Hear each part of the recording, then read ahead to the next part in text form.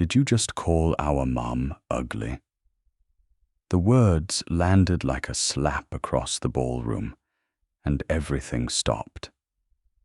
The quartet's bow hung frozen on the string.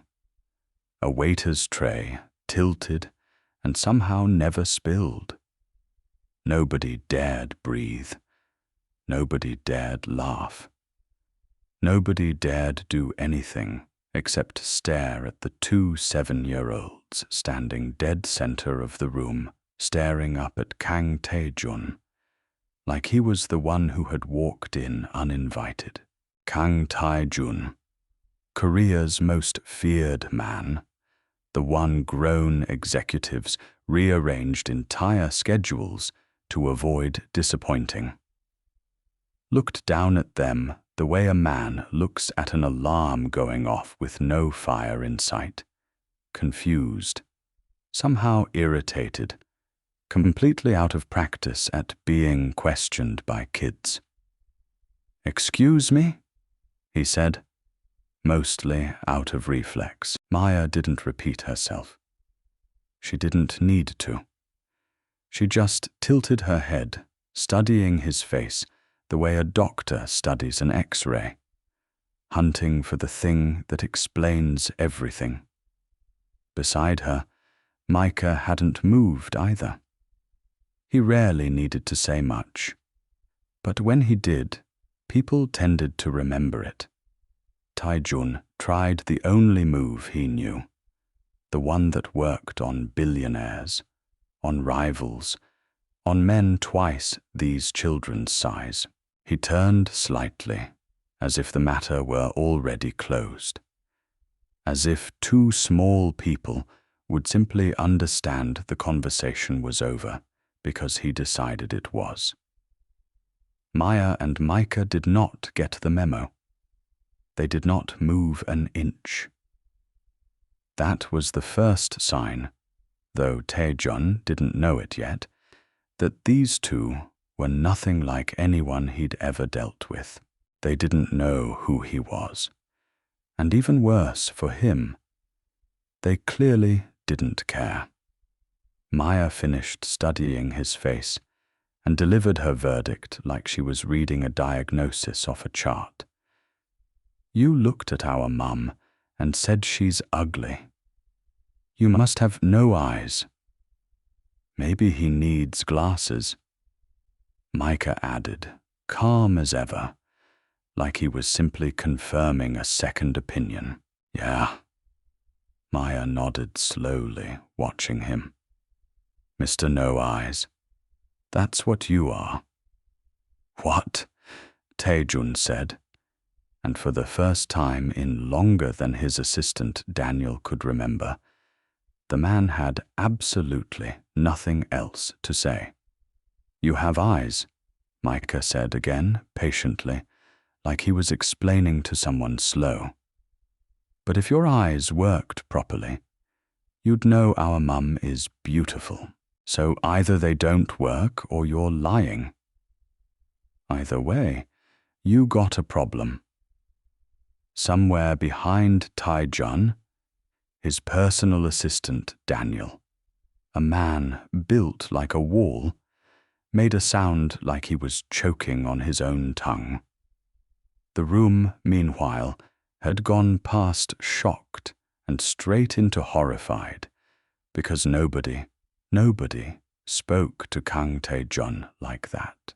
And certainly not two 7-year-olds who barely came up to his elbow. He had absolutely no idea, standing there in that frozen ballroom, that this ridiculous, humiliating 30-second exchange was the beginning of the strangest, most permanent relationship of his entire life, and that these two were never, ever going to let him forget it. If you've ever wondered what happens when Korea's most feared man meets two children who have never once in their entire lives been afraid of anything, stay with us, because Mr. No Eyes is about to spend the rest of his life being judged, corrected, and completely undone by two kids who were never afraid of him for a single second. Also, hit that subscribe button and drop a like if you love a story that'll make you laugh 1 minute and hit you right in the chest the next. Trust me, you do not want to miss where this one goes. Now, let's go back to where it all started. To understand exactly how much of a disaster this was for Kang Tae-jun, you had to understand who Kang Tae-jun actually was. At 30 years old, he ran an empire that operated in the daylight as Hyunwoo Holdings. Hotels, logistics, construction, a dozen legitimate subsidiaries, and in the shadows as something else entirely. Something people only referred to in careful whispers. He had inherited a piece of it from his father and built the rest himself, brick by brick, fear by fear, until his name alone functioned as a contract nobody dared break. He did not raise his voice. He never needed to. Men who crossed him simply disappeared from relevance. Their businesses quietly starved of contracts, their reputations mysteriously tarnished, their futures rerouted without a single threat ever being spoken aloud. It was said that Kang Tae-jun could ruin a man's life with a raised eyebrow. His employees did not make small talk with him. His rivals sent lawyers instead of phone calls. Even his own mother, when she was alive, had learned to choose her words around him carefully, though, of course, she was the one who had built him this way in the first place. Cold, controlled, untouchable. It was, by every measure that mattered to the people around him, a wildly successful life. It was also, by every measure that mattered to Tae-jun himself, an unbearably lonely one. Not that he would ever admit that. Not that anyone had ever asked. Martha James, meanwhile, was 3 months into managing outreach events for a children's literacy foundation, a job she'd taken on top of her regular work because the pay for one night at a gala like this covered nearly a month of daycare. She was 28, a widow, a single mother of 2 extremely opinionated 7-year-olds, and she had absolutely no idea that the man she'd walked past with a tray of raffle tickets was about to become the strangest, most complicated relationship of her family's life. Maya and Micah were, by any reasonable standard, a lot. Maya was the mouth. She'd been talking since she was 10 months old, and had not, as far as Martha could tell, taken a breath since.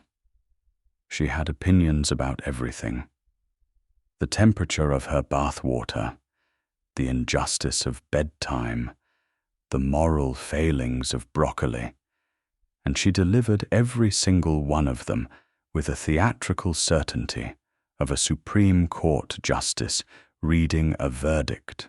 She loved drama, loved being right, and loved, more than almost anything, catching adults doing something they shouldn't. Micah was the brain.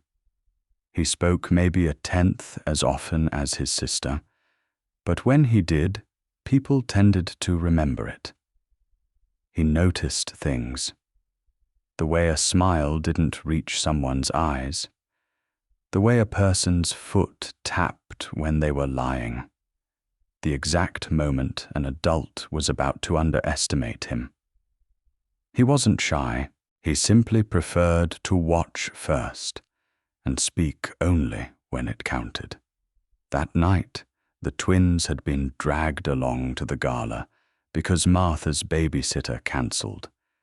And Martha had made them promise, cross your heart, pinky swear, that they would sit quietly at the kids' table near the back and eat their little plate of appetizers, and not, under any circumstances, wander off.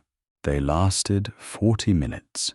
By the time Maya spotted her mother across the room, laughing with a guest while balancing a tray, and heard, clear as a bell, because Maya's hearing for anything remotely gossip-adjacent was supernatural, a tall man in expensive suit mutter something dismissive about the help, about how they let anyone in here, about how she looked unfortunate. She was already moving before she realized it. No one speaks such of her mother. No one. Micah, sensing drama the way sharks sense things, was 2 steps behind her. Neither child knew who Kang Tai-jun was. They didn't know about the empire, the reputation, the raised eyebrows that ended careers. To them, he was simply a tall, unfriendly-looking man who had said something mean about their mother. And in the James household, that was a crime with exactly one appropriate response: immediate public accountability. Which brings us back to the ballroom, to the silence, to Kang Tai-jun standing frozen in front of 2 7-year-olds who had just rechristened him Mr. No Eyes, in front of the entire Seoul business elite. "Excuse me?" Tae-jun said, in the voice that had ended careers. Maya James did not flinch. "You heard me. You said our mum's dress makes her look unfortunate. That's a fancy way of saying ugly. We're not stupid." Beside her, Micah, same height, same dress shirt and clip-on tie combination their mother had ironed twice that morning, nodded once, slow and grave, like a judge confirming a verdict. Tae-jun had not, in fact, expected anyone in the room to understand the comment he'd muttered under his breath in Korean to the man beside him. He had not accounted for 2 small hands gripping the edge of the dessert table, or the fact that they belonged to twins who'd spent their whole lives listening to their mother speak rapid, occasionally profanity-laced Korean into her phone every night while she cooked dinner. Daniel Park, standing 2 feet behind his boss in a black suit that fit like it had been poured onto him, felt his soul leave his body. "Move," Tae-jun said. "Not until you apologize," Maya said. "I don't apologize." Flat, final, the tone he used to end negotiations he had no interest in continuing. It should have worked. It always worked, but to his amazement, it didn't work this time. Micah tilted his head. His voice was quieter than his sister's, but somehow it landed harder. "That's kind of sad, actually." Tae-jun blinked. Whatever he'd expected from his words earlier, he didn't get it. Instead, what he got was, "That's kind of sad, actually," delivered with the calm of a man twice his age reviewing a poor business decision. "What did you say to me?" "I said it's sad," Micah repeated, unbothered. "If you never apologize, that means you're never wrong. Nobody's never wrong. So either you're lying or you just don't say sorry when you should. Both are kind of sad. Daniel made a noise. He would later insist it was a cough. It was not a cough. Taejun turned his head. Slow, deliberate. The kind of look that had once made a loan shark wet himself in a parking garage, and aimed it at his assistant. Daniel straightened immediately. You looked at our mum and called her unfortunate, Maya said, in front of everybody. That's embarrassing for her. And it makes you look bad, too. So, really, you did it to yourself. I didn't ask for your analysis. Well, you're getting it for free, Maya said, because Micah and I don't charge for advice. We just give it. Micah, studying Taejun's face now with the unnerving focus of a small scientist examining a new species, tilted his head the other way. You have eyes, he announced. Taejun frowned. What? You have eyes, Micah said again, patiently, like he was explaining something to someone slow. But you looked right at our mum and said she looked unfortunate. So, either your eyes don't work, or you're lying about what you saw. Maya's whole face lit up, like she'd just been handed the winning argument in court. He's right. She jabbed a finger up at Taejun. You must have no eyes. Maybe he needs glasses, Micah said to his. Entirely reasonable, entirely devastating. Ooh! Maya nodded slowly, delighted. Maybe that's it. Maybe he really can't see good. See well, Micah corrected. That's what I said. You said good. Micah, that's grammar. Maya, Mom says it matters. We are not doing grammar right now. We are doing justice. No eyes can't have both. The room had gone past frozen into something closer to a held breath, because now the twins were arguing with each other over the correct wording of the insult they were delivering to a man who, as far as anyone present knew, had once made a man disappear over a parking dispute. Taejun opened his mouth. Nothing came out. Maya, remembering why they were there, turned to look at Taejun as if finally concluding something. Yeah, Mr. No Eyes. That's what you are. Behind him, Daniel made a sound. Brief, strangled, immediately swallowed. Taejun's eyes cut sideways to him. He said nothing. He didn't have to. Daniel straightened instantly. I have a name, Taejun said, and even to his own ears, it sounded less like a threat and more like a plea.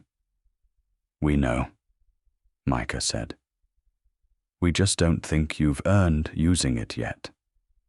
Across the room, Martha had finally noticed the small commotion near the dessert table and was making her way over with the particular fast walk of a mother who recognized her children's exact brand of trouble from 50 FT away. Micah. Her voice carried the practiced calm of someone who had diffused 1,000 public scenes before. What did I say about the kids' table? Mom, this man said you looked ugly, Maya announced loudly, helpfully, to the entire vicinity. So, We just want to teach him how to appreciate beauty. Martha's face did something complicated. Embarrassment, confusion, and the dawning horror of realizing exactly who her daughter was currently interrogating. She looked up. "I'm so sorry," Martha said quickly, already reaching for the twins. They're kids. They didn't mean they meant it," Taijun said. Flat. Simple. Not unkind, exactly, but not reassuring either. A statement of fact delivered the way he delivered every statement of fact, and offered without a single word more than necessary. Martha stared up at him, mortified, searching his face for some sign of how angry he actually was, and finding, instead, nothing at all. No fury, no warmth, just the same closed, unreadable stillness, giving away exactly as much as he ever gave away, which was nothing. "I'll cover whatever. It's fine," Taijun said, cutting her off before she could finish the sentence. And something in the two words, clipped, final, almost too quick, made Martha stop and actually look at him properly for the first time, not as a threat, as a puzzle she didn't have the pieces for yet. Martha, mortified beyond speech, grabbed both twins' hands. "We are leaving. Right now." "I am so, sir. Truly, I apologize for," Maya called over her shoulder as her mother marched them backward. "You still didn't say sorry. And you still have no eyes." Micah added, helpfully, as if delivering a parting gift. And then they were gone, swallowed into the crowd toward the coat check, leaving behind 200 of Seoul's wealthiest standing in total silence around a man who, 90 seconds earlier, had been the single most feared person in the building. Nobody spoke. Nobody dared. Taejun stood very still, looking at the space where the twins had been standing, his jaw set, his expression giving away exactly nothing to the room full of people watching him for a reaction. Daniel beside him waited a long moment before he risked it. "Sir?" Taejun didn't look at him. He said nothing. He turned and walked toward the terrace doors without another word. And Daniel, who had spent 4 years learning to read every silence his boss ever offered, noticed something in this one he hadn't seen before. Not fury, not the cold, controlled anger that usually followed anyone foolish enough to challenge him. Something quieter, something that looked, if Daniel let himself believe it for one reckless second, almost like the man had been shaken. He said nothing about it. He simply followed his boss out into the cold night air, and neither of them mentioned the 2 7-year-olds again for the rest of the evening, though both of them, in their own way, were still thinking about nothing else, 3 miles across the city, in an apartment above a laundromat that smelled permanently like fabric softener. Martha James was going through the stages of parental grief in record time. You cannot just walk up to grown men and insult their eyesight. "We didn't insult his eyesight," Maya said, already in pajamas, entirely unrepentant. "We insulted his observation skills. Totally different." "Maya," He called you unfortunate, Mummy. Nobody gets to say that about you. Maya crossed her arms, and for 1 second, just one, she looked exactly like the 8-year-old version of herself that Martha still sometimes saw in dreams, except braver, louder, less afraid of a world that hadn't hurt her yet. Martha's throat tightened. She crouched down to twin height. I appreciate you defending me. I do. But you don't know who that man was. Did he do something bad? Micah asked, already climbing into bed, already sounding suspicious in the specific way that meant he was filing this information away for later. I don't know exactly what he does, Martha admitted, but people at that party were scared of him. Really scared. The kind of scared that means you should be careful. He didn't scare us, Maya said. That's the problem, Martha said, and meant it completely. She kissed both their foreheads, turned off the light, and stood in the doorway a moment longer than she needed to, the way she always did since Robert died, as if checking twice that both small chests were still rising and falling was a habit she'd never quite unlearn. She had no way of knowing that 3 miles away, a man who hadn't thought about mercy in over 2 decades was replaying the words, "You must have no eyes," on a loop. And that, somewhere underneath his irritation, something old and buried had shifted, just slightly, for the first time in years. 3 weeks later, Tai-jun stood in the courtyard of the Hanbit Children's Community Center, a modest building near the edge of the city that his foundation had quietly funded for the past 2 years, one of the few charitable ventures he oversaw personally rather than delegating to a committee. He came once a month, always in the early afternoon, when the center was mostly empty, always briefly, always without announcing it. It was the one place in his entire life where nobody expected anything from him except a signed check and a nod. He was not expecting to hear a voice he recognized shout from somewhere near the reading corner. Mr. No Eyes. Tae-jun stopped walking. He turned, slowly, with the specific dread of a man realizing that fate had a sense of humor after all.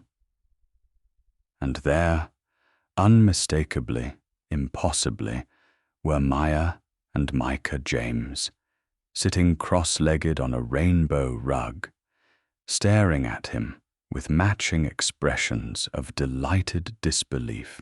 "It's really him," Maya whispered to her brother, entirely too loud to actually qualify as a whisper. "Told you he was real," Micah said. Martha appeared a moment later from the small kitchen area, wiping her hands on a dish towel, and stopped dead when she saw who her children were currently interrogating. "Oh my, Mr. Kang, She looked mortified all over again. "I didn't know you. I mean, I volunteer here on Wednesdays. I had no idea this was." "I fund the center," Tai-jun said, still processing the sheer improbability of the universe. "I didn't realize you brought them here." "Every week," Martha said. "It's the only after-school program we can." She stopped herself, aware she was oversharing with a man whose net worth she couldn't fully comprehend, and straightened. Anyway, I'll keep them out of your way. You don't have to. Taejun started. Are you going to check if we updated our notebook? Maya interrupted, already bounding over with the confidence of someone who had never once considered that an adult might not want to speak with her. What notebook? Taejun said, with the flat tone of a man who already deeply regretted asking. Maya produced from her small backpack a bright pink spiral notebook covered in stickers of unicorns, and Taejun squinted. What appeared to be a very poorly drawn version of his own face with an X over the eyes. It's not finished yet, Micah said. We only have one entry. There will be no notebook, Taejun said. There already is a notebook, Maya said, holding it up triumphantly, as if this settled the matter permanently. It did. Daniel, who had trailed a respectful few steps behind, because Daniel went everywhere Taejun went, an occupational hazard of the job, took one look at the situation and made the tactical decision to check his phone very intently. Mr. Kang, I really am sorry, Martha said again, herding the twins back with a practiced hand on each of their shoulders. They don't have an off switch. I've noticed, Taejun said, but he didn't leave. That was the strange part, the part he wouldn't examine too closely on the drive home that day.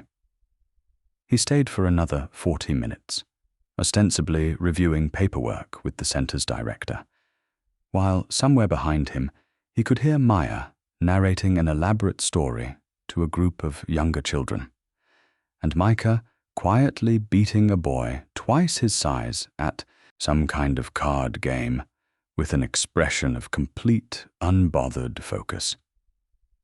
He told himself it meant nothing. He came back the following Wednesday anyway, and the Wednesday after that. By the third week, it had become an unspoken pattern nobody acknowledged out loud. Taejun's visits, once monthly and brief, had somehow migrated to weekly and progressively less brief. He told Daniel it was because the center's renovation required closer oversight. Daniel wisely did not point out that the renovation had been completed 2 months prior.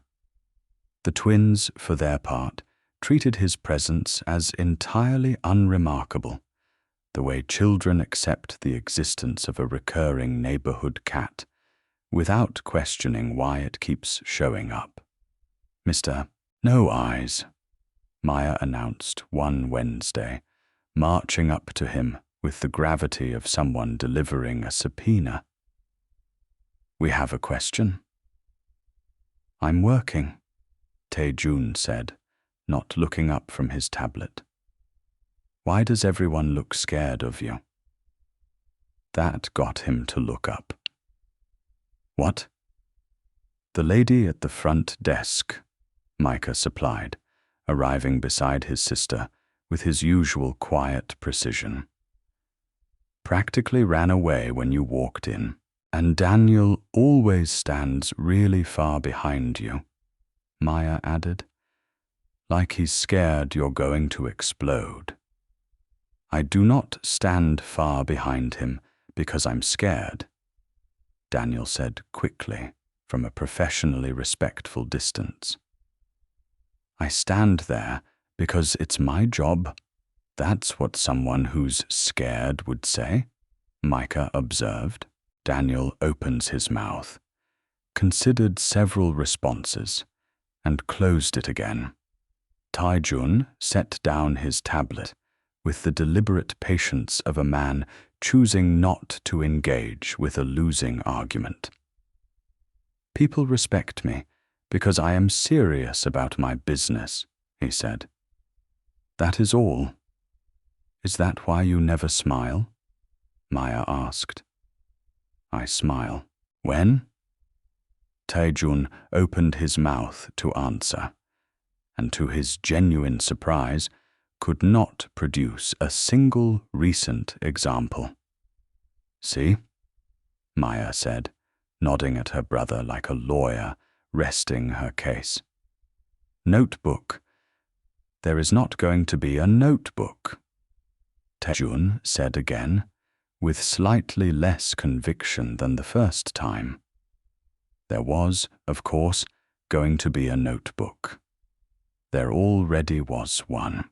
Over the following weeks, the pattern deepened in ways Taejun couldn't quite account for. He began arriving earlier than necessary. He began staying later than necessary. He told himself each time that it was about the center, the children, the mission, the tax benefit. And each time some quieter part of him understood that wasn't the whole truth. Daniel noticed first because Daniel noticed everything about his employer, having spent 4 years learning to read a man who gave away almost nothing. He noticed that Taejun's shoulders, perpetually set at attention everywhere else in his life, dropped by some small imperceptible degree the moment Maya's voice rang out across the courtyard. He noticed that Taejun, who answered work calls mid-sentence without apology, would sometimes let his phone ring out entirely if Micah was in the middle of explaining something to him. He noticed and said nothing, because some things a man needed to discover about himself. "You're here a lot," Martha observed one Wednesday, setting down 2 cups of instant coffee, one for herself and one, almost automatically now, for him, at the small plastic table where he'd taken to reviewing paperwork. "The center requires oversight," Taejun said. "The center's been finished for months, Mr. Kang." "There are always improvements to consider." Martha studied him for a moment, with the particular skepticism of a mother who had spent years learning to spot a poorly constructed excuse. "Sure," she said, and let it go, though the look on her face made it clear she wasn't fooled for a second. Behind her, Maya and Micah were staging what appeared to be a mock trial, with Micah, solemn, robed in a blanket, presiding as judge, and Maya delivering an impassioned closing argument against a stuffed rabbit accused of eating all the crackers without permission. Taejun watched them for a long moment over the rim of his coffee cup, and something in his chest, something old, something he'd spent 20 years training himself not to feel, pulled just slightly toward the sound of children laughing. He didn't understand it yet, but he was beginning very slowly to stop fighting it. By the 4th week, the notebook had a name. Maya had written it in glitter gel pen across the cover, in handwriting that leaned dramatically to the right, the way all her handwriting did, as if even her letters were in a hurry to make a point. The Mr. No Eyes rule book. Rules for becoming a better human. "I want to be very clear," Taejun said, staring at the notebook the way another man might stare at a subpoena, "that I did not consent to this." "You don't have to consent," Maya said. It's for your own good. Who decided that? Me and Micah, Maya said, as if this were an entirely sufficient governing body.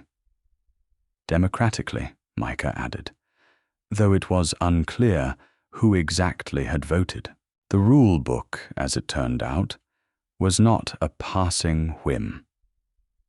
It was, in the deeply committed way that only a 7-year-old with a mission can manage, an ongoing project, updated weekly, illustrated liberally with stick figures, and enforced with a seriousness that would have embarrassed most actual HR departments. Rule number 1, say thank you. Rule number 2, don't scare people just because you can. Rule number 3, don't insult people's appearance. Rule number 4, apologize when you're wrong. Rule number 5, stop looking angry all the time. That last one, in particular, seemed to needle at something in Taijin that he couldn't fully articulate. I don't look angry, he said, the first time he read it. His expression arranged in what he genuinely believed to be neutral. Maya and Micah exchanged a look.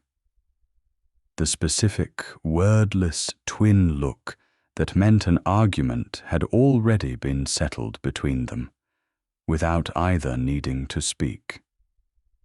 That's your angry face, Micah said.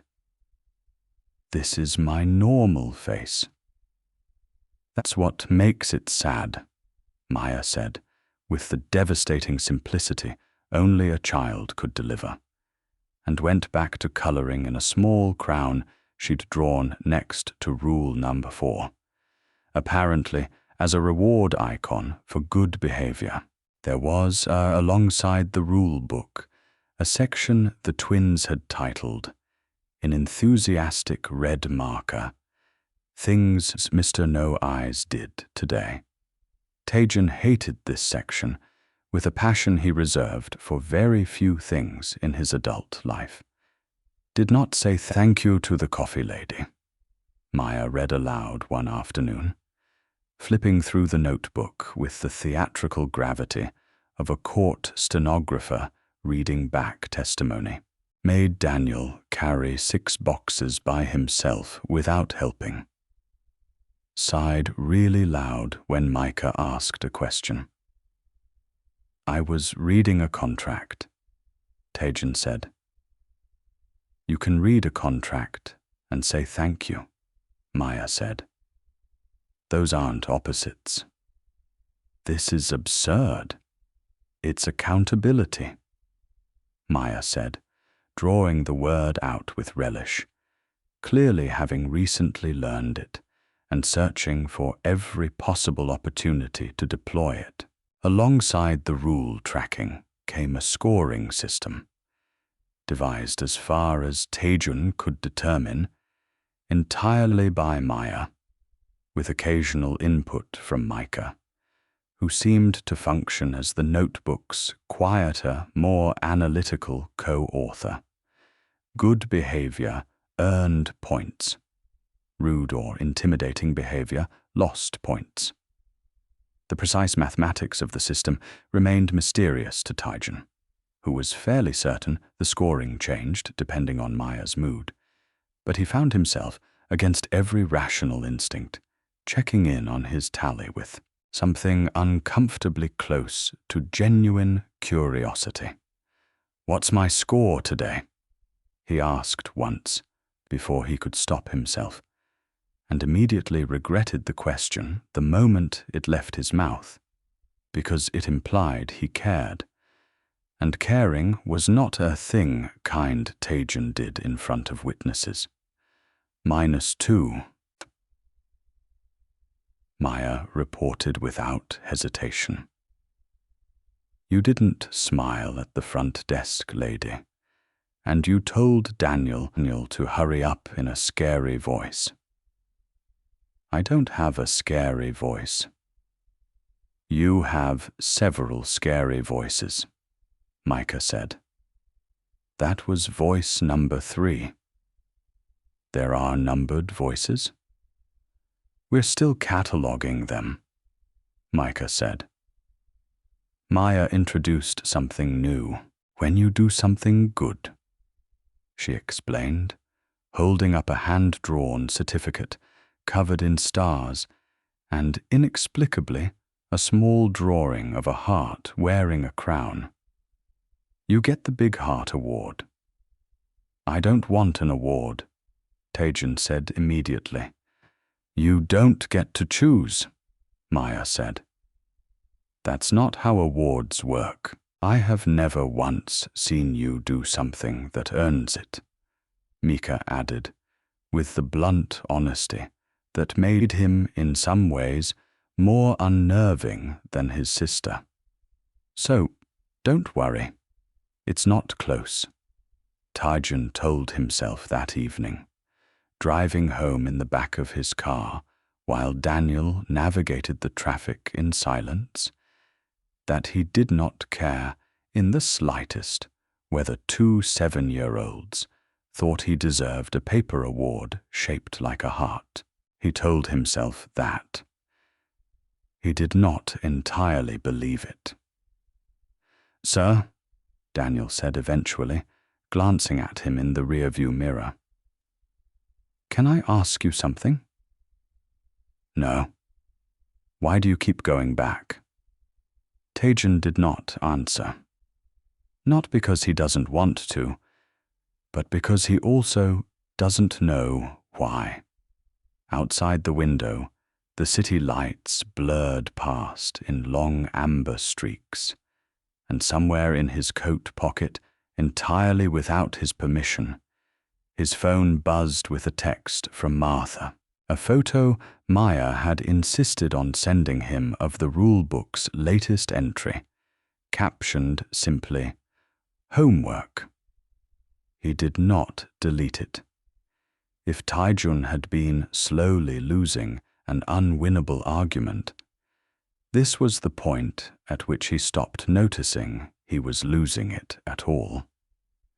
The questions came constantly now, delivered with the twins' particular brand of devastating innocence. No malice, no filter, and absolutely no awareness of the fact that most adults in Seoul would rather resign from their jobs than ask Kang Taejun a personal question. Do you have any friends? Maya asked one afternoon, apropos of absolutely nothing, while coloring a picture of what appeared to be a dragon wearing sunglasses. Taejun, reviewing a contract at the small plastic table, did not look up. I have business associates. That's not the same thing, Micah said from across the table, without looking up from his own drawing either. It functions similarly. Do any of them come to your house? Maya pressed. Just to eat dinner? Not for work? Taejun paused, pen hovering over a signature line, and found to his mild alarm that he could not immediately produce an answer. That's a no, Micah said, translating the silence with the calm authority of a man twice his age. I am very busy, Taejun said. Busy people do not need. Everyone needs friends, Maya interrupted. Even scary people, especially scary people. Probably because you probably don't have any, because you made everyone too scared to be your friend. The observation landed with more precision than Taejun was prepared for. He set his pen down. That's ridiculous, he said, though the words came out with slightly less conviction than he intended. Is it, though? Micah and went back to his drawing. apparently considering the matter settled. Daniel, standing his usual respectful distance away, had by this point developed a coping mechanism that involved staring very intensely at his tablet whenever the twins turned their attention toward Tai-jun, on the theory that if he did not make eye contact with anyone, he could not be dragged into the conversation. It rarely worked. "Daniel," Maya said, swiveling toward him with the terrifying speed of a heat-seeking missile acquiring a new target. "Do you have friends?" "I have colleagues," Daniel said carefully. "That's what Mr. Know-It-All said," Maya said, disappointed. "You guys need better vocabulary." "I have friends," Daniel said a little too quickly, a little too defensively. "Name one," Micah said, not even looking up. Daniel opened his mouth, closed it, opened it again. "This is an inappropriate line of questioning for a 7-year-old to be conducting," he said finally, with as much dignity as he could muster. "That means no," Maya translated to her brother, who nodded gravely and made a small note in the margins of his own drawing, which Tai-jun was fairly certain was some kind of parallel dossier being constructed on Daniel that he did not want to know the contents of. It became, over the following weeks, an established sport, the twins versus Daniel, an unequal and thoroughly one-sided contest, in which a man who had once disarmed an armed intruder with nothing but a calm voice and a firm hand, found himself completely, helplessly outmatched by 2 elementary schoolers. "Why do you always wear black?" Micah asked him once. "Are you sad?" "I'm not sad. Is it a work uniform?" Maya asked. "Do they make you wear it? Is Mr. No-Eyes mean to you about clothes too?" "Mr. Kang is not," Daniel started. "He is mean about clothes," Maya said triumphantly, though Daniel had said no such thing. Even Tai-jun, hearing this exchange from across the courtyard, found the corners of his mouth twitching in a way he made no effort this time to fully suppress. It happened first without him noticing. A small, involuntary huff of air through his nose, while watching Daniel attempt and fail to out-argue a 7-year-old about the ethics of skipping vegetables at lunch. It happened again a few days later, more audibly, when Micah delivered a particularly deadpan observation about the shape of a security guard's mustache that made even the guard laugh. The third time it happened, Maya caught it. "You laughed," she said, pointing directly at him. Her whole face lit with the specific delight of a detective closing a case. "I did not," Tai-jun said immediately, reflexively, though the evidence, the audible exhale, the brief crinkle around his eyes was fairly damning. "You did," Maya insisted. "I heard it." "Micah, did you hear it?" "I heard it," Micah confirmed. "I was clearing my throat." "You don't clear your throat like that," Maya said. "That was a laugh cough. There's a difference." "There is no such thing as a laugh cough." "There is now," Maya said, already reaching for the rule book. "And it's going in the good column." I would prefer it did not go in any column. Too late, Maya said, already writing, her tongue poking slightly out of the corner of her mouth in concentration. Mr. No-Eyes laughed on Tuesday progress. Even Martha, arriving to collect the twins that afternoon, had noticed the shift. The way Taijun's visits had stopped feeling like an obligation he was fulfilling, and started unmistakably to feel like something he looked forward to. "You're smiling," she observed, catching him off guard near the courtyard gate, a small, unguarded expression still lingering on his face from something Micah had said moments before. Taejun's face immediately reset to something more neutral. "I am not." Mr. No-Eyes was smiling, Martha said, and it took her a full second, a full, mortified second, to realize what she just called him. Out loud, without thinking, the nickname having apparently embedded itself so thoroughly into her own vocabulary that it slipped out unbidden. Taejun raised an eyebrow. "Excuse me?" "I didn't." Martha's hand flew to her mouth. "That's not—" "I meant Mr. Kang. I don't know why I—" "It's fine," Taejun said, and to his own considerable surprise, he meant it. There was something almost bearable about the name when she said it. None of the mockery, none of the challenge the twins had originally intended. Just a kind of easy, familiar teasing that he realized with some discomfort he did not entirely mind. "I am so sorry," Martha said again, clearly horrified with herself.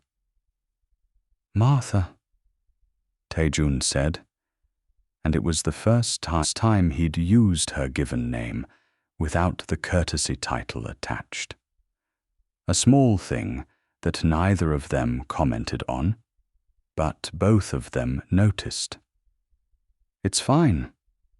Behind them, the twins exchanged a look.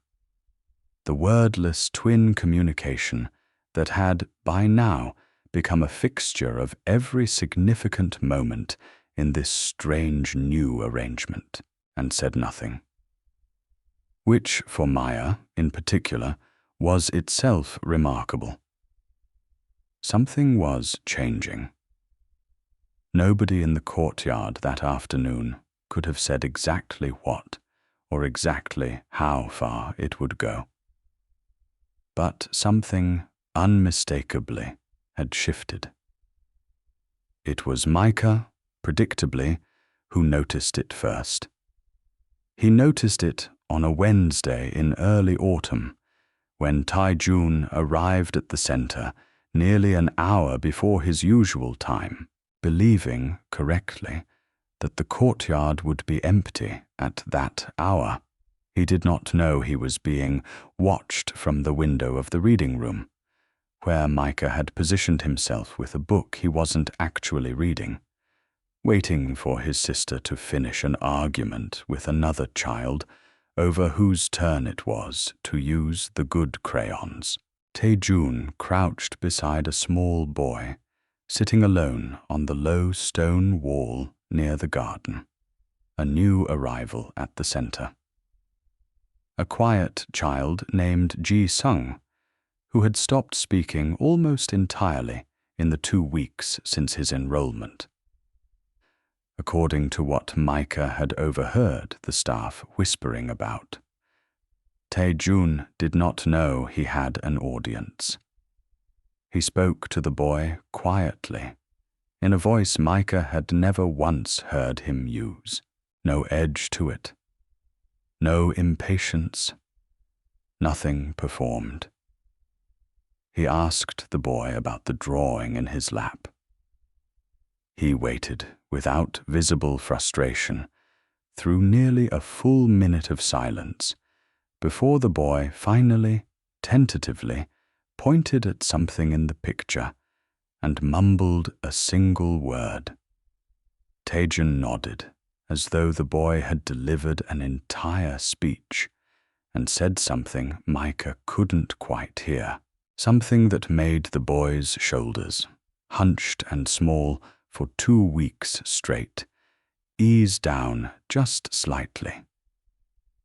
Then Taejun stood, straightened his jacket, and walked back toward the entrance without telling anyone what he'd just done. Micah did not mention it to his sister right away. He sat with it for a full day, turning it over the way he turned over most things, quietly, methodically, before he finally brought it up.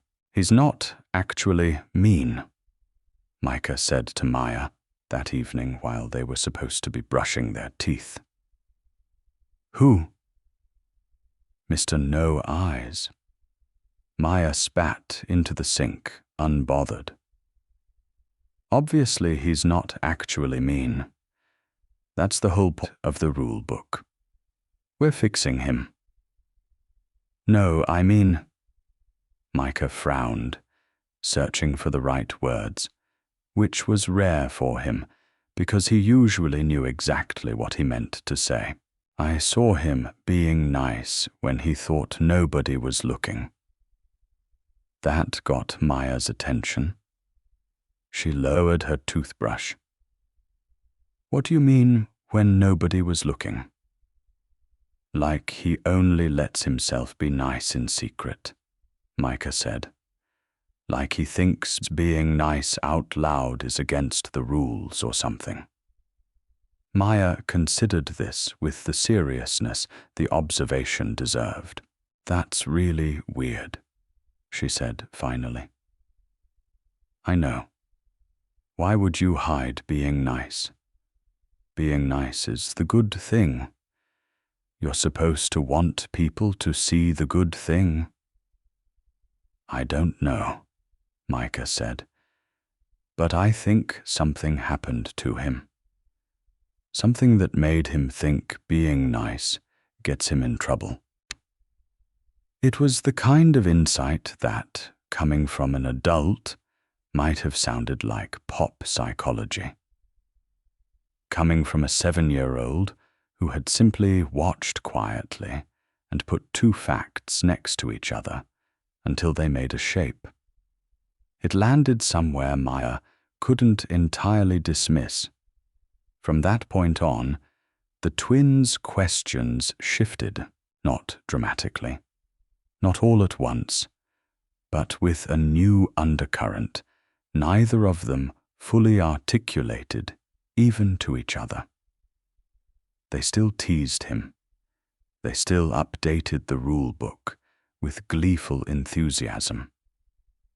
But threaded through the jokes now were questions that reached further than either child probably realized. "Did you have friends when you were a kid?" Maya asked one afternoon with none of her usual theatrical delivery, just quiet curiosity. Taejun's hand, mid-signature on a document, went still for a fraction of a second longer than the question warranted. "Once," he said. "What happened?" "It didn't work out," Taejun said, in a tone that even Maya, who rarely let a subject drop without exhausting it fully, recognized as a door quietly closing. She didn't push. Not that day. But the questions stayed with Taejun longer than he wanted to admit, following him home, following him into a sleepless hour, staring at his ceiling, dredging up a memory he had spent 2 decades keeping carefully buried. A smaller version of himself, laughing at something a boy with a gap-toothed grin had said before his mother's voice, cold and final, had ended it all. He didn't examine the memory too closely. He never did. But it lingered this time longer than it usually allowed itself to. Martha noticed the shift, too, in her own way. She noticed it in the way Tai-jun had started arriving with small things. A book Micah had mentioned wanting. A specific brand of colored pencils Maya had complained weren't sold near their apartment. Offered without ceremony, almost apologetically, as though he wasn't quite sure the gesture was allowed. "You don't have to do that," she told him once, watching him set a small paper bag on the table, clearly uncomfortable with the attention it drew. "It's nothing," Tai-jun said. "It's not nothing to them," Martha said. And something in the way she said it, warm, careful, a little cautious around the edges, made Tai-jun look at her properly, in a way he realized he'd been avoiding. "I don't know how to do this," he admitted, more honestly than he'd intended. "Do what?" "This," Tai-jun said, gesturing vaguely at the courtyard, the center, the whole strange, unfamiliar shape his life had quietly taken. "Whatever this is." Martha studied him for a long moment. "Nobody knows how to do it at first," she said. "You just keep showing up, that's most of it." It was, Tai-jun thought later, driving home, one of the more honest sentences anyone had said to him in years. He kept showing up. He didn't fully understand yet why it mattered so much that he did. But something in him, something old, something starved, had started quietly to need it. If you think that Mr. No-Eyes is finally beginning to see what true beauty and kindness is, hit that subscribe button, like this video, and type 4044 in the comment. If you think he's just beginning to change, and if you think he has been a nice person all along, but hides it with authority, type 222. I need to know your opinion. The photograph nearly went unnoticed. It was a Saturday. Unusual, only because Tai-jun almost never visited the center on weekends. But Martha had asked, hesitantly, if he might stop by to look at a leaking pipe in the reading room before Monday. A small, ordinary request that had nothing to do with anything, and everything to do with the fact that she'd started, somewhere along the way, trusting him with small, ordinary things. He arrived to find the twins homesick, with matching colds, curled on the small couch in the center staff office, with blankets and a stack of picture books, while Martha juggled the pipe issue and two extremely dramatic patients. "I have the worst cold in the history of colds," Maya announced from beneath a blanket, in a voice only slightly more congested than usual. "You have a normal cold," Micah said from beside her, equally bundled. "It's the worst normal cold." Tai-jun, waiting for the plumber Martha had called, found himself sitting on the small office chair across from them, mostly to keep them from further destabilizing the blanket fort they'd constructed. Martha's bag sat open on the desk beside him, and as he reached to move it aside to make room for his laptop, a small photograph slipped out onto the floor, face up. He picked it up to return it and stopped. It was old, slightly creased at one corner, the kind of photograph that had clearly been carried, folded and unfolded many times over many years. A young man, maybe mid-20s, stood grinning at the camera with his arm slung around a much younger version of the same face the twins wore now, Robert James, unmistakably, holding what must have been a newborn or nearly newborn Maya in one arm. But it wasn't Robert's face that made Tajun's chest go suddenly violently cold. It was the small, gap-toothed grin, the particular tilt of the head, the exact way one eyebrow rose slightly higher than the other when he laughed, a detail so specific, so achingly familiar, that Tajun felt the floor tilt slightly beneath him. "Where did you get this?" he said, and his voice came out wrong, too quiet, too tight. Martha, returning from the hallway, glanced at the photograph in his hand, and her expression softened into something sad and fond. "That's Robert, my husband." A pause. "Their dad. Robert." Tajun repeated, the name landing somewhere deep in his chest, like a stone dropped into still water. "You okay?" Martha asked, noticing his face had gone strange and pale.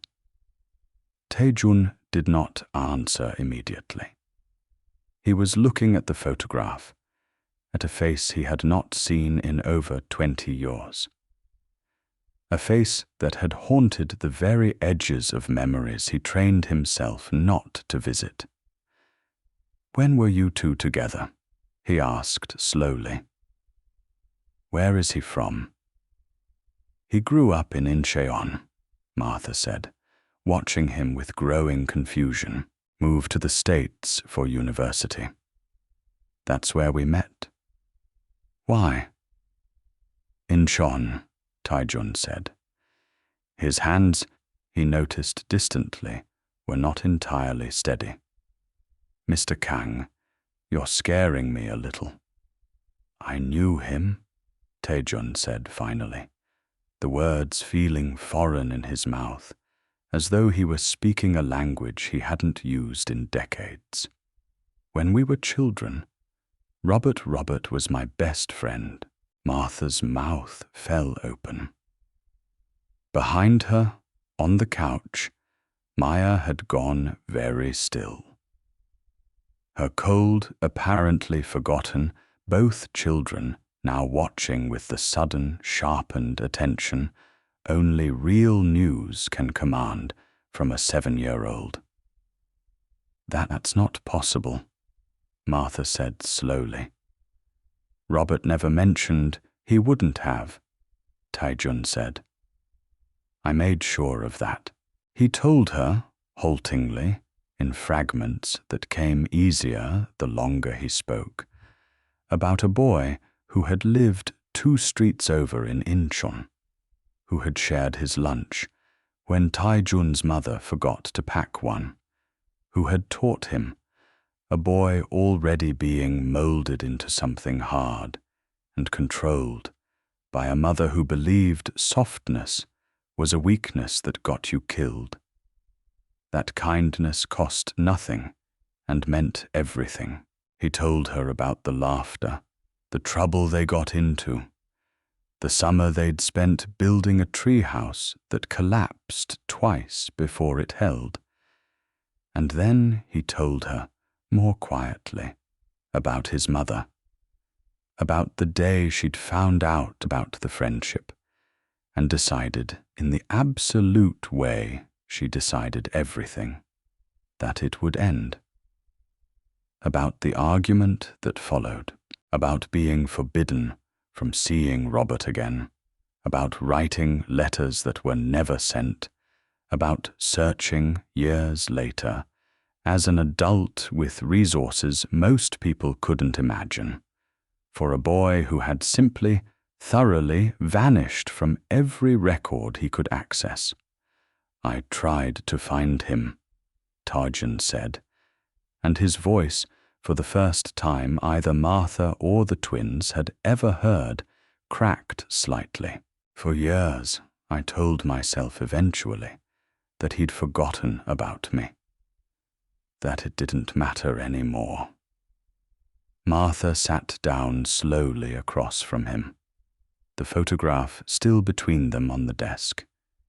He talked about a friend from Korea, she said quietly, remembering now. Just once. He said he'd lost the best friend he ever had, and he never really explained why. He said it was complicated. She looked up at Taijun, and something in her expression shifted. Not fear this time, not weariness, but a kind of stunned, dawning understanding. It was you. It was me, Taijun said.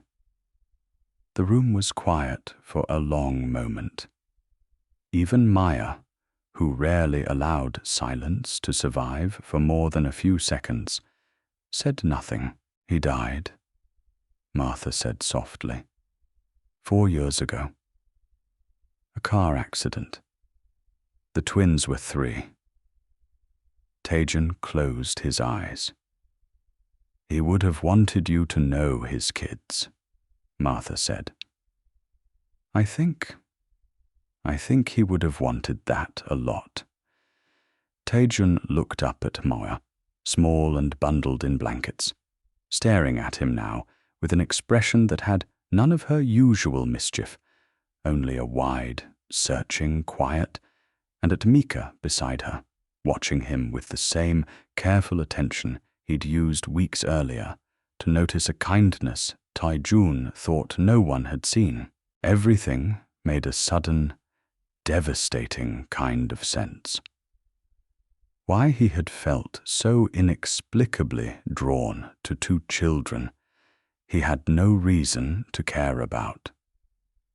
Why some buried, wordless part of him had recognized something in Maya's fearlessness, in Mika's quiet perceptiveness, before his conscious mind had caught up.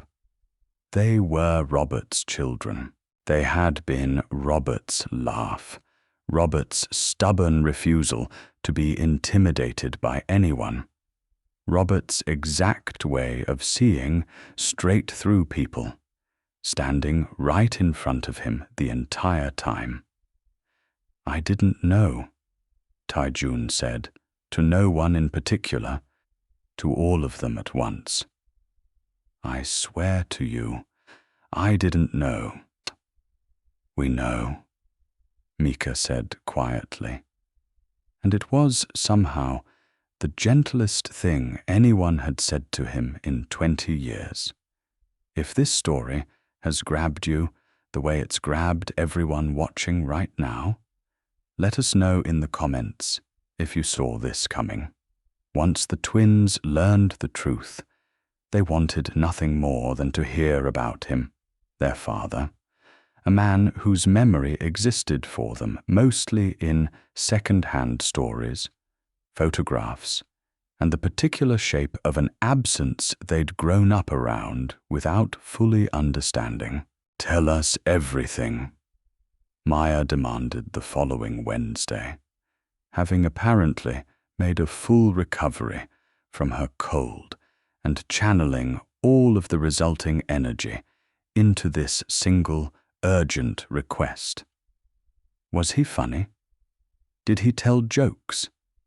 Was he loud like me or quiet like Mika? Taijun found himself, for the first time in longer than he could remember, smiling without any effort to stop it. He was loud, he said. Much louder than you. Impossible, Maya said, delighted. He talked so much, our teacher moved his seat 4 times in 1 year, Taijun continued. He once talked an entire class period straight, uninterrupted, about why dinosaurs were better than dragons. Were they? Mika asked seriously. He made a very compelling argument, Taejun said. I still think about it sometimes. Over the following days, in fragments delivered at the plastic table, in the courtyard, on quiet drives, Martha had started allowing the twins to take with him after school. Taejun found himself excavating memories he had spent 2 decades pretending didn't exist. He told them about the treehouse, about the time Robert had convinced him to give his entire lunch to a boy who'd forgotten his, and how furious Taejun had been at the time, hungry and irritated, until he'd seen how the other boy's face lit up. That's rule number 2, Maya said, delighted.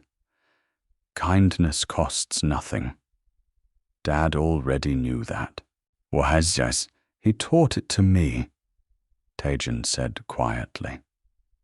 A long time before you two started trying to teach it to me all over again. Did it work the first time?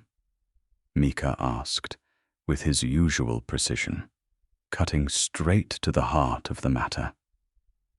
Taejun was quiet for a moment.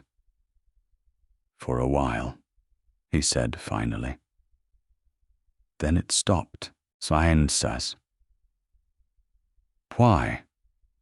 This was the harder part. The part Taejun had never spoken aloud to anyone. Not even Daniel, who had worked beside him for 4 years, without ever once hearing the full shape of it. But something about the twins, about their father's eyes, looking back at him from 2 small, patient faces, made the words come easier than they should have. My mother didn't like Robert, he said. She thought he was beneath our family. She thought kindness, the kind of kindness he showed people, was a weakness, that it would get me hurt, or taken advantage of, or worse. He paused. She was very convincing, and she was the only parent I had. So she made you stop being friends. Ma, Maya said, working it out slowly. Her usual bluntness softened into something gentler. She made sure of it, Taejun said. And I was young enough and scared enough of disappointing her that I let her. That's really sad, Maya said. And for once, there was no drama in her voice, no performance, just a simple, quiet sympathy that landed harder than any of her usual theatrics ever had. I tried to convince myself it didn't matter, Taejun continued, that your father had forgotten about me, that it was easier to become someone who didn't need anyone, so it would never hurt like that again. Did it work? Mika asked. Taejun looked at him for a long moment. I thought so, he said. For a very long time I thought so. But not anymore, Mika said. It wasn't a question. No, Taejun admitted. Not anymore. There was a long silence. The good kind. The kind that didn't need filling. Dad would be really mad you stopped being nice, Ma said eventually, breaking it in her own particular way. Like really mad. He'd probably make you write in a notebook or something. Tae-jun huffed out something that was almost a laugh. He might have. Good thing we already started one, Maya said with visible satisfaction, patting the well-worn rule book that lived permanently in her backpack now. It was in that moment, small, unremarkable, filled with a child's matter-of-fact logic, that something in Tae-jun finally fully cracked open. The question he had carried, unexamined for 20 years. The question his mother's voice had answered for him before he was old enough to answer it himself, rose up now with a clarity he could no longer avoid. Was kindness really weakness? He looked at Maya, fearless and loud and utterly unbothered by his reputation, from the very first moment she'd met him. He looked at Mika, quiet and watchful, who had noticed the kindness Tae-jun tried so hard to hide before anyone else in his adult life ever had. Robert's children, Robert's exact courage, wearing two smaller faces, standing in front of him without a trace of the fear his entire empire had been built to command.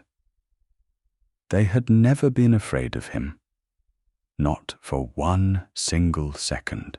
From the moment Maya had planted her small fists on her hips at a charity gala and demanded he account for himself, and in their fearlessness, in their relentless, exhausting, wonderful refusal to see him as anything other than a man who needed to learn some manners, they had done what nothing else in 20 years had managed to do.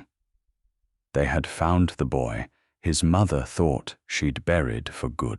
He'd be proud of you too, Tae-jun said quietly, for never being scared of anything, not even me. We were never scared of you, Maya said, matter of fact. Because you're not actually scary. You're just sad, and sad people sometimes look scary because they don't know how to look anything else. Tae-jun did not have a response for that. He wasn't sure, in that moment, that a response existed. The trouble arrived, as trouble in Tae-jun's world always eventually did. From the past, he thought he'd left carefully sealed off from the rest of his life.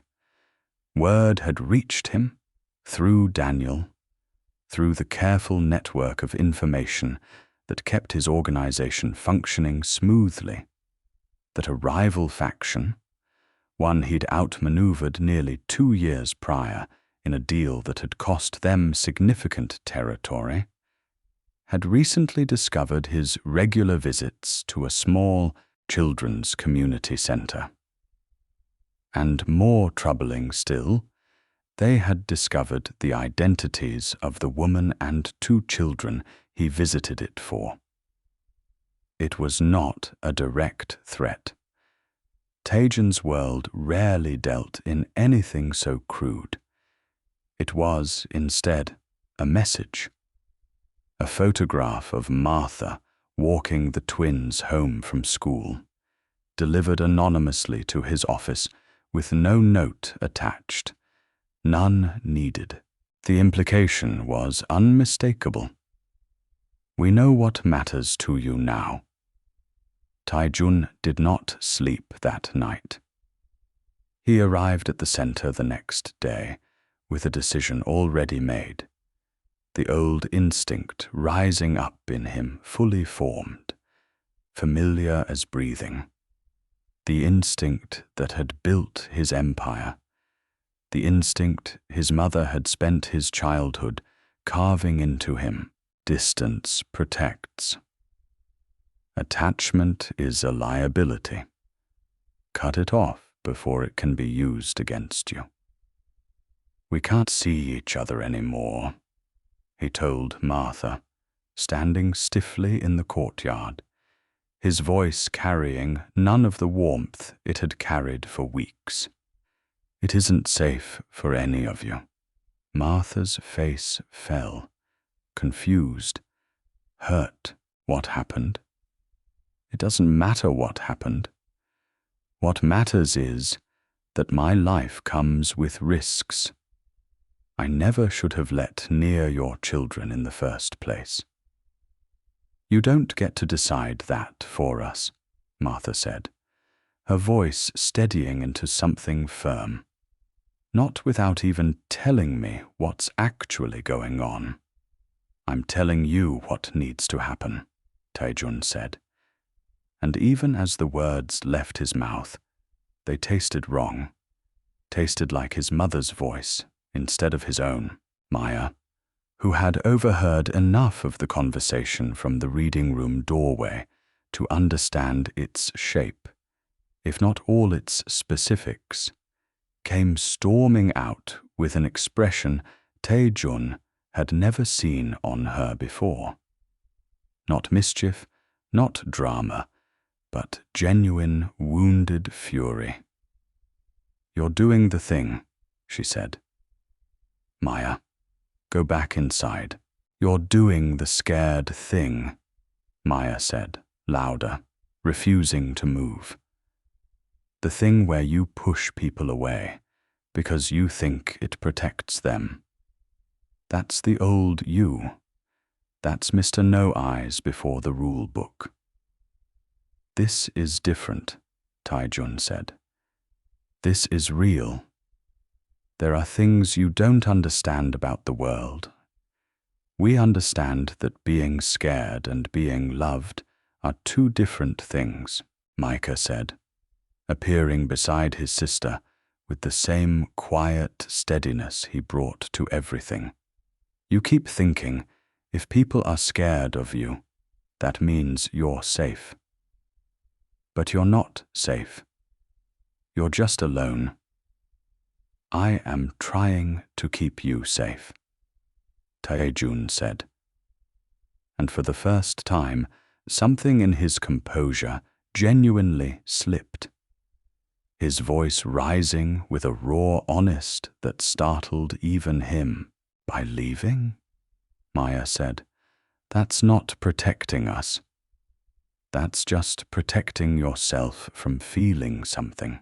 The words landed with a force that struck deeper than anything a 7-year-old should logically have been able to inflict. Taejun stood there in the courtyard in front of the woman who had somehow become the person whose opinion he valued more than anyone's in 20 years, and the two children who carried his childhood best friend's face, and his childhood best friend's fearless heart, and felt the architecture of his old life, the cold, the control, the careful distance begin to crack under the weight of a truth he could no longer avoid. You already decided everything about your own life by yourself, Micah said quietly. Your mom decided who you could love, and you let her because you were scared. Now you're doing the same thing to us, deciding what's best for us without asking us. Taejun stood frozen, the words settling into him with the particular unbearable clarity that only a child's honesty could achieve. We're not asking you to be reckless, Martha said, softer now, stepping closer. We're asking you to let us choose too. Whatever risk this is, let us decide if it's worth it. Don't decide it for us, and then just disappear. For a long moment, nobody spoke. The courtyard was quiet except for the distant sound of children playing somewhere inside, oblivious to the weight of what was happening just outside their window. Taejun thought of his mother, of the version of himself she had built brick by careful brick, out of the belief that love made a man weak. That connection was a liability to be severed before it could be exploited. He thought of the 20 years he had spent proving her right, becoming exactly the man she wanted. A man nobody dared touch because nobody dared get close enough to matter. And he thought of Robert, laughing, unafraid, generous even when it cost him, teaching a frightened boy that kindness wasn't a weakness at all, that it was in fact the only thing worth building a life around. "I don't know how to do this the other way," Taejun admitted quietly, the fight draining out of his voice, replaced by something raw, more honest. "I only know how to protect people by disappearing." "Then learn?" Maya said simply, with the uncomplicated certainty of a child who had never once doubted that people could change if they wanted to badly enough. "That's what the rule book is for."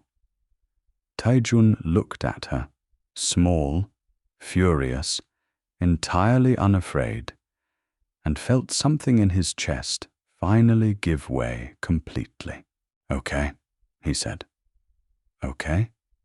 Martha repeated cautiously. "Okay," Taejun said again, steadier this time. "I'll handle it. The people who sent that message, I'll handle it the way I should have from the start. Directly, without hiding, without running. But I'm not disappearing. Not from any of you." He would spend the following days doing exactly that, leveraging every resource, every connection, every ounce of the reputation he'd built over 20 years. Not to threaten or destroy, but to make it unmistakably, permanently clear that Martha James and her children were under his protection, in a way that left no ambiguity and required no violence, no danger, nothing that could ever touch the small, ordinary life the twins deserved to keep living. It took meetings, it took calls, it took the kind of quiet, absolute authority that Taejun had spent his whole life building for exactly a moment like this one. And within the week, the threat, whatever shape it might have taken, simply and quietly ceased to exist. He did it not as the cold, untouchable man his mother had built. He did it as something else entirely. A man protecting the people he loved without needing anyone to fear him in order to do it. 2 weeks later, the courtyard of the Hanbit Children's Community Center looked exactly as it always did, a little worn at the edges, warm with afternoon light, filled with the particular chaos of a dozen children who had all been let outside at once. Taejun arrived at his usual time, in his usual black coat, and found Maya and Mika waiting for him at the gate, with matching expressions of barely contained anticipation. "We have something for you," Maya announced. "I'm almost afraid to ask," Taejun said, though there was no real dread in it, only the easy, familiar rhythm the three of them had built over these months, the kind that no longer surprised him. Mika produced the rule book, considerably more worn now than it had been at the start. Its pages thick with entries, doodles, crossed-out scores, and Taejun noticed, near the back, an entire section that had once been devoted to complaints about him, now largely superseded by newer pages. "Your score is really good now," Maya reported, flipping to the final entries. "Like, actually good. Not good for you good, just good." "High praise," Tae-jun said dryly. "You said thank you to the coffee lady 11 times last month," Micah added. "We counted. You said thank you to Daniel unprompted twice," Maya said, practically vibrating with the significance of this statistic. "That never used to happen." Daniel, standing nearby, nodded solemnly. "It's true. I documented it independently." "And?" Maya said, drawing the moment out with all the ceremony of an actual awards presentation, producing from behind her back a piece of construction paper covered in glitter glue, hand-drawn stars, and a large, slightly lopsided heart, wearing what appeared to be a tiny crown. "You finally earned this." She held it out to him. "The Big Heart Award," it read. In Maya's enthusiastic uphill handwriting, presented to Mr. Kang Tae-jun, formerly Mr. No Eyes, for learning how to use his eyes and his heart. "I don't want it," Tae-jun said automatically, the old reflex rising up out of pure habit. "You don't get a say," Maya said, exactly as she had the very first time months ago when this had all begun. "That's not how awards work." Tae-jun took it. His hands, he noticed, were not entirely steady. "You know what this means?"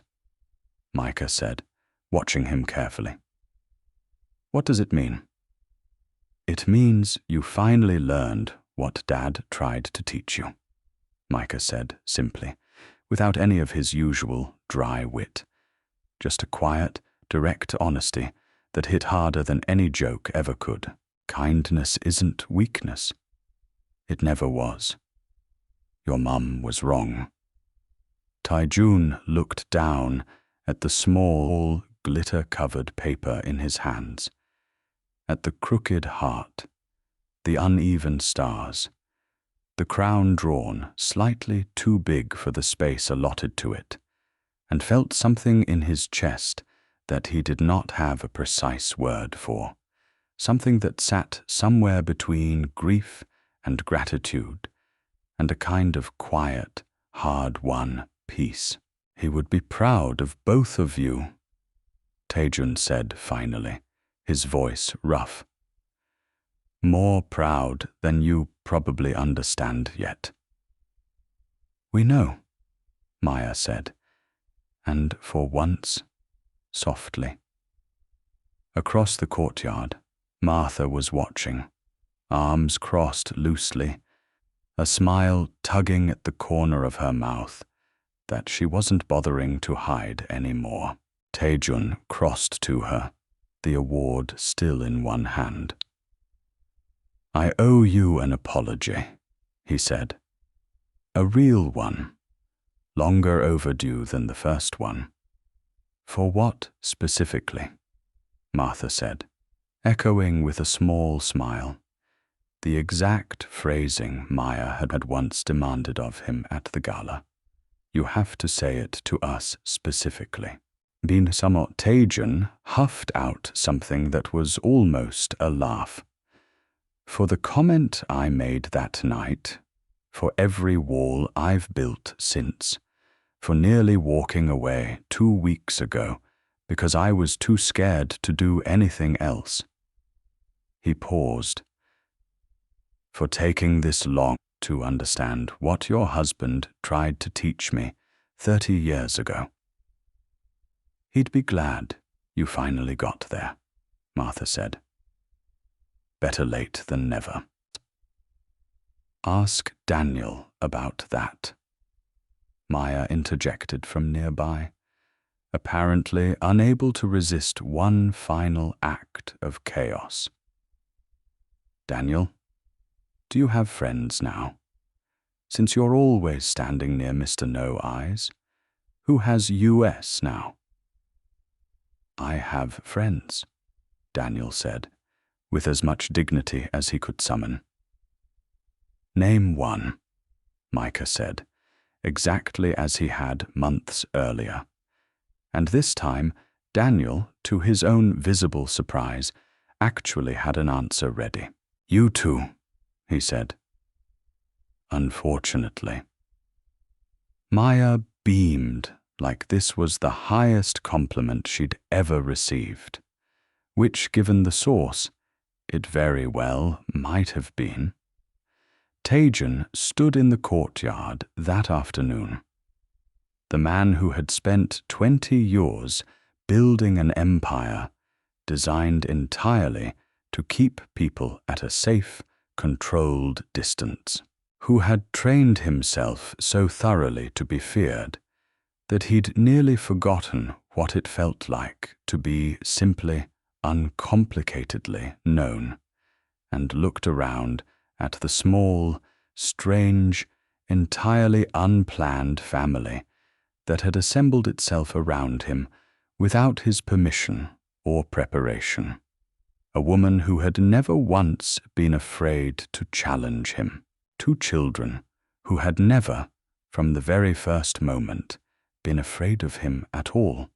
A man who, after 4 years of quiet loyalty, had finally found something worth calling friendship out loud. He thought of his mother and the boy she had shaped him into becoming. He thought of Robert and the boy he might have remained if the world had let him. And he understood, standing there with a child's glitter-covered award in his hand, that he had not become a different person these past few months. He had simply, finally, found his way back to the one he'd been all along, before fear taught him that kindness was something to be ashamed of. Mr. No Eyes, Maya said, tugging at his sleeve, pulling him back into the present, back into the ordinary, beautiful chaos of an afternoon at the center. You're smiling again, I know, Taejun said, and did not try this time to stop it. If this story made you feel something today, that's exactly what we hoped for. Hit subscribe, drop a like, and tell us in the comments, do you really think that kindness is or is not a weakness? We read every single one, and we've got so many more stories like this one coming your way. Thank you for staying till the end. See you next time.